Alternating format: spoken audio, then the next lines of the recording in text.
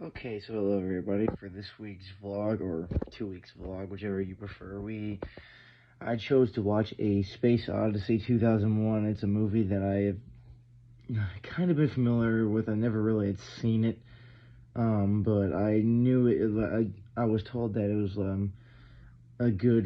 It's like how it was a good use of. It was a movie that kind of helped create like the Star Wars franchise with its effects and stuff like that. The Space Odyssey used aesthetics. The color and aesthetics of the film were clean and effective, using red and yellows. These bright like colors contrast that the man-made environment in the natural landscape in the cosmos, which really made it that much more futuristic. And it's interesting because like that movie definitely gave me vibes at different points of like other like movies, like the AI in the ship, like towards like the end or second half of the movie, kind of reminded me of like Otto from Wally in the spaceship, and the way like they used to like walk around in circles like upside down was like something that I had never seen before, but it did make it honestly look like they were in space a lot, which is very cool and something I never honestly seen before.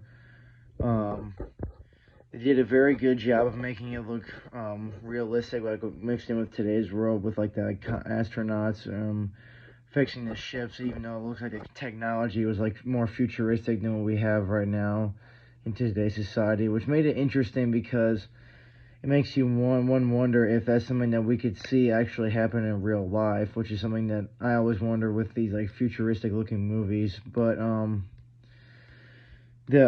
these special effects these special effects were incredibly artistic and well executed and realistic enough to be on like par with today's films when it comes to these scientific and futuristic movies.